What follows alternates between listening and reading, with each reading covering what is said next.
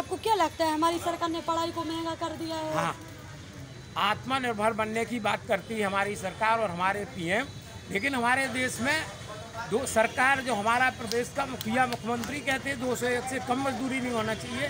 बबीना बिजौली के आसपास जो कारखाने हैं उसमें 12 घंटे मजदूरों से काम लिया जा रहा और 170 रुपये मजदूरी दी जा रही। अन्य जगह मजदूरों को काम नहीं है, किनको काम नहीं मिल रहा, तो कैसे हमारी आर्थिक विषमता जो कठिनाई है वो दूर होगी। वो दूर जब होगी रोजगार के अवसर अधिक से अधिक होना चाहिए।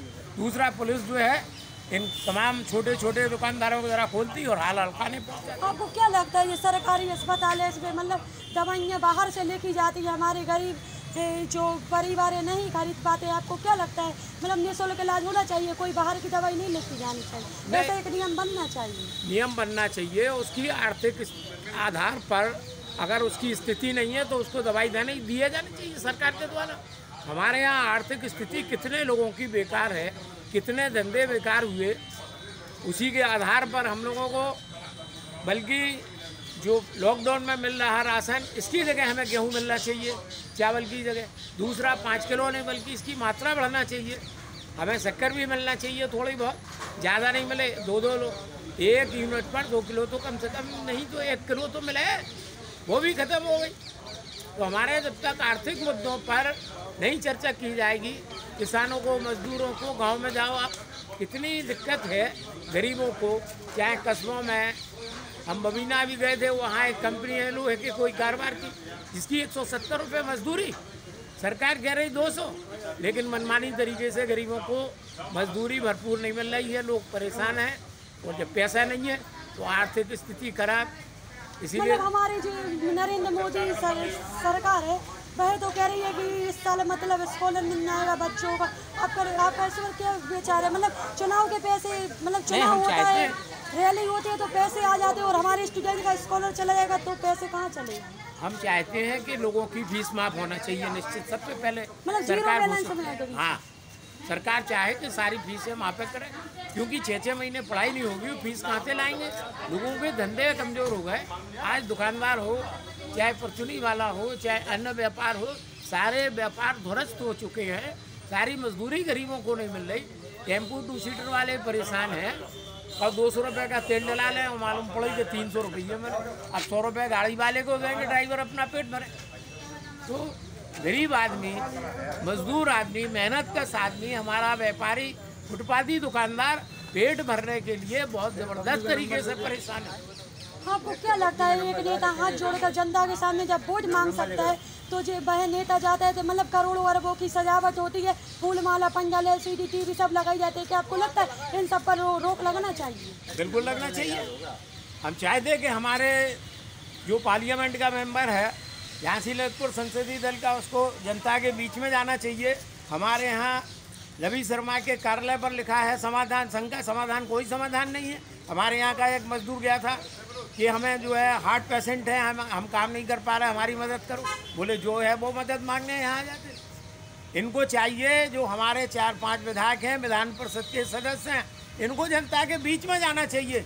और फिर हमारा चाहे विधानसभा हो, लोकसभा हो, राज्यसभा हो, विधान परिषद हो या नगर निगम हो, जो हमारे 60 मेंबर हैं वो जनता की समस्याएं अपने अपने पार्लियामेंट में, विधानसभा में, महानगर निगम में इसको उठाएं और सरकार के तक इस आवाज़ को पहुंचाने का काम नहीं बल्कि संघर्ष करने का काम। आपको क्या लगता है हमारे जो कचहरी चौराहे से मतलब और पूरे देश में जो मांगने वाले बैठे रहते हैं, आपने देखा है झुग्गी झोपड़ी में अपना जीवन यापन करते हैं, तो आपको क्या लगता है इनके लिए सरकार को एक आवास बनाना चाहिए और मतलब रोजगार की प्राप्ति करनी चाहिए? सरकार को रोजगार के अवसर प्रदान करना चाहिए और इनको जो है सस्ता राशन देना चाहिए।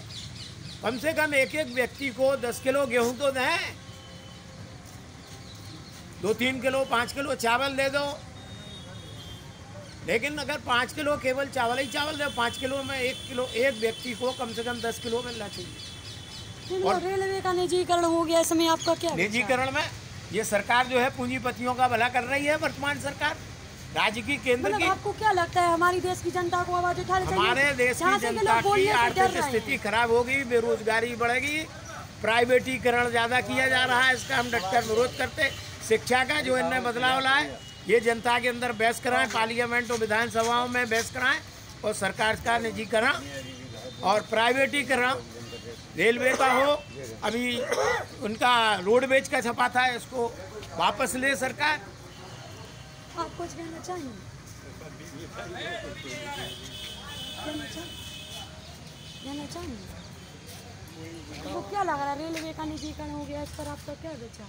मेरा तो विचार है, फिर सरकार क्या किस काम की है? सरकारी नौकरी किसको मिलेंगी जब प्राइवेट में चला जाएगा?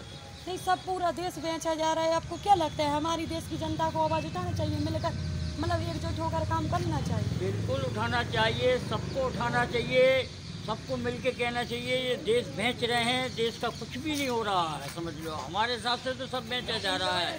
बीमा प्राइवेट कर दिया, लाइट प्राइवेट कर दी, कह रहे 23 से रेलवे प्राइवेट हो जाएंगे, तो फिर सरकार का क्या काम? नहीं, हमारी मोदी सरकार ने बुलेट ट्रेन के सपने दिखाए और पैसे छीन ली, इस पर आपका क्या विचार है? हमारा विचार तो है कि बहुत गलत है, इससे तो फांसी दे दी जाए गरीबों को तो ज़्यादा अच्छा है।